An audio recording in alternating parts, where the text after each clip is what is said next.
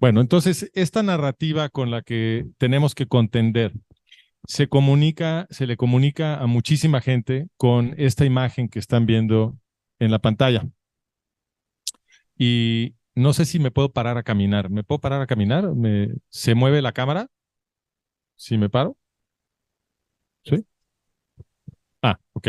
Entonces, lo que muestra esta serie de mapas, según la gente que los distribuye, es el presunto despojo del pueblo árabe palestino a lo largo de los años, ¿no? Entonces, se supone que lo que están viendo aquí es la tierra que presuntamente era de los árabes palestinos y que con el paso de los años los israelíes les fueron arrebatando hasta dejarlos casi sin nada. Esa es la narrativa dominante. ¿Sí? Ah, bueno.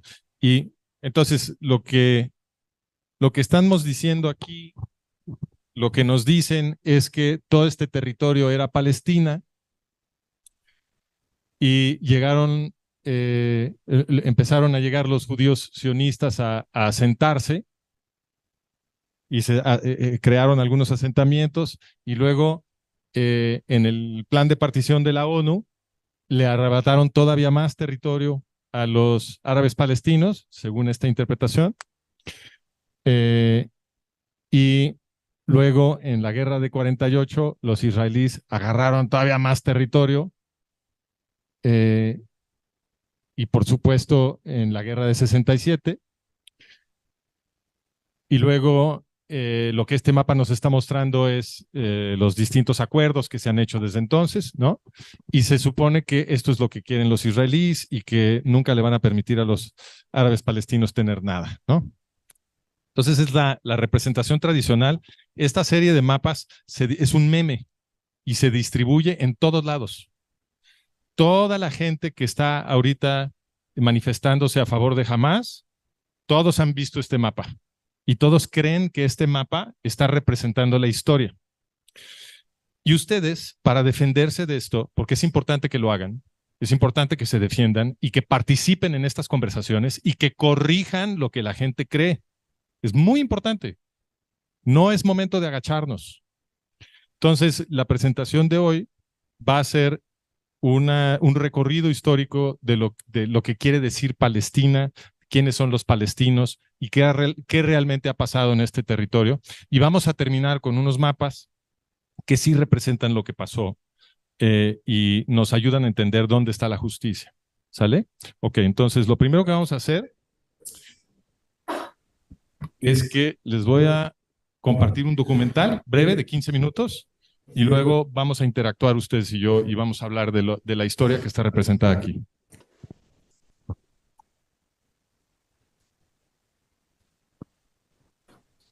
El conflicto árabe-israelí se presenta en los medios cual disputa territorial. Un argumento común afirma que en el territorio del presente Estado de Israel residía un milenario pueblo árabe palestino que fue desalojado por la fuerza por los judíos sionistas. Para evaluar estas afirmaciones debemos examinar los hechos históricos. Eso haremos aquí. H.I.R. Faces presenta una serie basada en el libro El colapso de Occidente, el siguiente holocausto y sus consecuencias.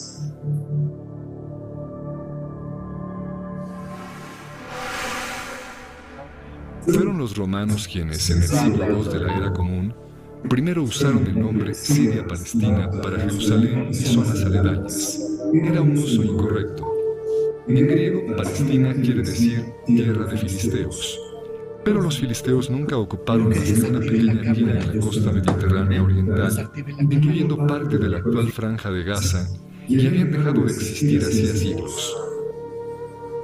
Los romanos habían conquistado un lugar llamado Reino de Judá, y ellos mismos, al poseerlo, lo llamaron Provincia de Judea. Ambos nombres quieren decir País de Judíos. ¿Por qué entonces cambiaron los romanos el nombre a Siria-Palestina? La comunidad y religión judía se organizan alrededor de la ley de Moisés, la cual, de acuerdo al Éxodo, nació en una revuelta de esclavos. Esto explica que la ley de Moisés denuncia la opresión y proteja a los pobres. También explica las preocupaciones de la aristocracia castrense romana. En aquellos días los judíos eran una enorme población distribuida por todo el Mediterráneo. La mayor inquietud de los romanos era que la popularidad de la ley de Moisés entre los pueblos oprimidos del imperio pudiese desembocar en revolución. Para evitar ese desenlace, el imperio lanzó enormes matanzas de judíos que ahora recordamos como la Primera Guerra Judía, la Revuelta de la Diáspora y la Segunda Guerra Judía. De acuerdo a los historiadores, en su conjunto y en términos proporcionales, los romanos asesinaron quizá más judíos que Adolfo Hitler. Una vez concluido el genocidio, el emperador Adriano, luego de destruir Jerusalén en el siglo II, trajo griegos a poblarla y prohibió la entrada, so pena de muerte, a los judíos. La ciudad fue renombrada Aelia Capitolina y el área Siria-Palestina. En términos políticos, Palestina quiere decir, aquí no hay judíos, ni se permiten. Algunos judíos permanecieron testarudamente en su tierra santa y muchos otros pronto regresaron. Los romanos continuaron informalmente refiriéndose al lugar como Judea. Con el paso del tiempo, el nombre Palestina se fue usando menos y menos y cesó de tener un referente claro. Bajo el Imperio Turco Otomano, amo de toda el área a partir del siglo XVI, no existía entidad administrativa o política alguna llamada Palestina. En el siglo XX, después de arrebatar Oriente Medio a los turcos en la Primera Guerra Mundial, los británicos revivieron el nombre cuando crearon el Mandato Británico de Palestina. Pero su definición final de Palestina, en 1922, comprendía tan solo una cuarta parte del área que ellos mismos habían bautizado Palestina apenas 2 años atrás. Semejante arbitrariedad apoya la queja del historiador árabe Philip Hitti, quien atestiguara ante el Comité Anglo-Americano de Investigación en 1946. No hay en la historia ninguna Palestina, en lo absoluto. Pero si el nombre Palestina es una creación artificial del Imperio Romano, y más tarde del Imperio Británico, entonces, ¿quiénes son los así llamados palestinos? Esa pregunta la contestó en entrevista con la revista holandesa Trouw, Zahir Muhseen, jefe de operaciones militares de la Organización para la Liberación de Palestina, o la OLP, ahora mejor conocida como la Autoridad Palestina. En una entrevista que otorgó a la revista holandesa Trouw, Muhseen explicó: «Los árabes somos un solo pueblo. Es solo por razones políticas que apoyamos nuestra identidad palestina con cuidado, pues es de interés nacional que los árabes aprendan a promover la existencia de un Estado palestino independiente en oposición al sionismo. Es verdad, la existencia de una identidad palestina está ahí solo por razones tácticas.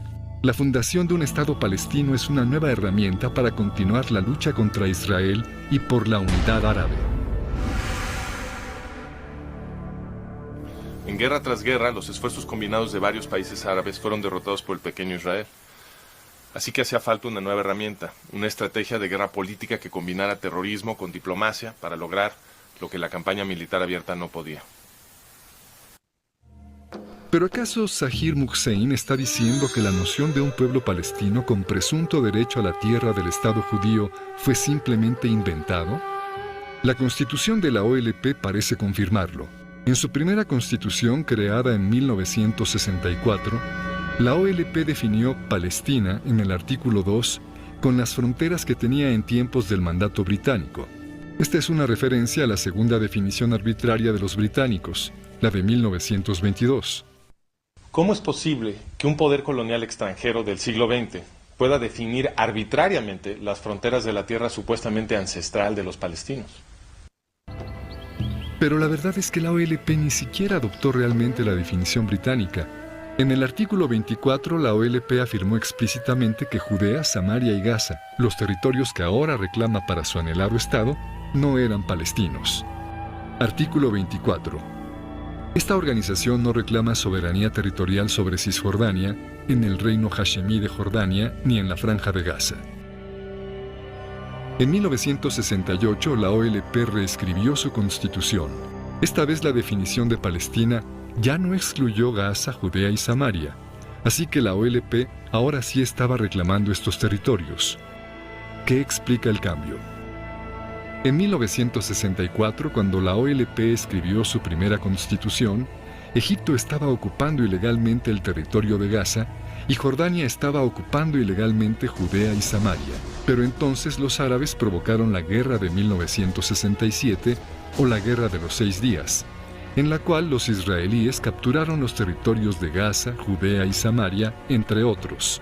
Fue después de esto que la OLP reescribió su constitución en 1968 para incluir Gaza, Judea y Samaria en su definición de Palestina. Las fronteras de Palestina luego son flexibles y se redibujan para rodear con precisión nada más el territorio que Israel controla. En otras palabras, las fronteras de Palestina se escogen tan solo para que pueda ser usada como una herramienta para continuar la lucha contra Israel.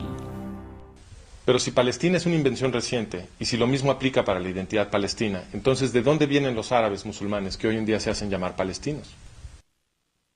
Hoy en día viven alrededor de 8 millones de personas en Israel, pero el estimado más confiable habla de 300.000 en la misma área en el siglo XIX. Estaba prácticamente vacía, y así la describieron los viajeros decimonónicos. Por ejemplo, a mediados del siglo XIX, el cónsul británico se quejó de que el área estaba vacía de habitantes. Cuando Mark Twain visitó el lugar, comentó que en el valle de Jezreel no se veía un solo pueblo 30 millas a la redonda. Y Pierre Loti, un autor francés, escribió luego de su visita que las ciudades y los palacios se habían vuelto polvo. En un estudio histórico, Karl Hermann Voss explicó todo esto como resultado de la conquista árabe-musulmana. En los 12 y medio siglos que hubo entre la conquista árabe del siglo VII y los comienzos del regreso de los judíos en los 1880s, Palestina fue yerma. Sus antiguos canales y sistemas de irrigación fueron destruidos y la maravillosa fertilidad de la que habla la Biblia desapareció para convertirse en desierto y desolación. ¿Y las pocas personas que ahí vivían, quiénes eran? La mayoría eran musulmanes, pero se dividían en varias identidades, algunas violentamente opuestas, y ninguna de ellas palestina. También subsistían pequeñas comunidades judías en la mayoría de los asentamientos grandes y en los pueblos de la Galilea, y también había grandes poblaciones judías en Jerusalén, Hebrón, Safed y Tiberias. En Jerusalén, de hecho, los judíos eran mayoría. Un documento del consulado británico fechado en 1859 dice: «Los mahometanos de Jerusalén no exceden 1/4 parte de la población entera». En 1878, 2 años antes de que empezaran las migraciones sionistas, el sultán otomano lanzó una política de reasentamiento para atraer musulmanes, en su mayoría circasianos y argelinos. El historiador Arnold Blumberg explica: «Después de 1880, los empujes del naciente nacionalismo judío, del patrocinio turco de la colonización de musulmanes foráneos y de la inmigración espontánea de árabes atraídos por la nueva prosperidad de Palestina, cambiaron el carácter demográfico de estas tierras». En 1878, enormes olas de inmigración musulmana comenzaron a llegar a lo que había sido en esencia un terreno baldío. Es obvio que la mayoría de quienes ahora se llaman palestinos no tienen raíces milenarias en aquel lugar. Esto lo confirma el comportamiento de la ONU, pues ha definido al refugiado palestino como cualquier no judío que hubiese partido durante la guerra de 1948 y cuya familia hubiese residido en el área tan solo 2 años. Sin esta definición, la población de así llamados refugiados palestinos se reduce casi a nada. Ahora bien, casi todo mundo reconoce que los judíos sionistas se asentaron sobre todo en tierra yerma que nadie usaba. El propio rey Abdullah, quien participaría en el esfuerzo por destruir el incipiente Estado judío en 1948, escribió en 1946: «Me asombré de ver los asentamientos judíos. Habían colonizado las dunas de arena, tomado agua de ellas y las habían transformado en un paraíso». El rescate judío de la tierra produjo un resplandor económico que atrajo a muchos árabes de países vecinos buscando una mejor vida. Y estos engordaron las filas de quienes más tarde se harían llamar palestinos. Muchos creen, sin embargo, que los judíos sionistas robaron las tierras sobre las cuales se asentaron. ¿Fue así? Esa pregunta la contestó Haj Amin al-Husseini, padre del movimiento palestino. En 1936, Husseini, muftí de Jerusalén, lanzó su cuarta oleada terrorista contra los judíos del mandato británico de Palestina. La llamó la Revuelta Árabe. Esta violencia duró hasta 1939. En 1937, el gobierno británico envió un equipo a investigar, encabezado por Lord Peel. Su misión era establecer lo que sucedía y por qué. Llamó a Husseini a comparecer como testigo. Sir Lori Hammond preguntó a Husseini si el problema era que los judíos habían tomado tierras árabes por la fuerza. Husseini contestó: en la mayoría de los casos las tierras fueron adquiridas. Lo que pregunto es si fueron adquiridas por la fuerza, con compulsión, como si hubiesen sido adquiridas para uso público. No, no fue así. No fueron adquiridas por la fuerza. No. Pero entonces estas tierras que ascienden a los 700,000 dúnams, ¿de hecho fueron vendidas? Sí, fueron vendidas, pero el país fue puesto en condiciones para facilitar aquellas adquisiciones. No estoy seguro de estarle entendiendo. Fueron vendidas. ¿Quién las vendió? Los terratenientes. ¿Árabes? En su mayoría eran árabes. ¿Hubo alguna compulsión para que vendieran? Y si así fue, ¿de quién? Como en otros países, hay gente que se ve forzada por las circunstancias, las fuerzas económicas, a vender su tierra. Los terratenientes árabes que según Husseini habían sido forzados a vender sus tierras eran los Efendi, los grandes señores feudales de la zona. Ellos hacían lo que les viniera en gana. Nadie los forzó a vender. Y vendieron sus tierras menos productivas a precios altísimos. De hecho, la familia del mismo Husseini, terratenientes Efendi de primerísimo orden, lucraba tremendamente con estas ventas. Los Husseini primero amenazaban de muerte a los pequeños terratenientes si osaban cometer el así llamado crimen nacional de vender tierra a los judíos. Luego compraban esos predios a precios de bancarrota, los consolidaban y se los revendían a los judíos a precios de extorsión. El historiador Nathan Weinstock explica: en otras palabras, la propaganda hipernacionalista se convirtió en un negocio lucrativo, un fraude gangsteril al estilo estadounidense para la aristocracia árabe.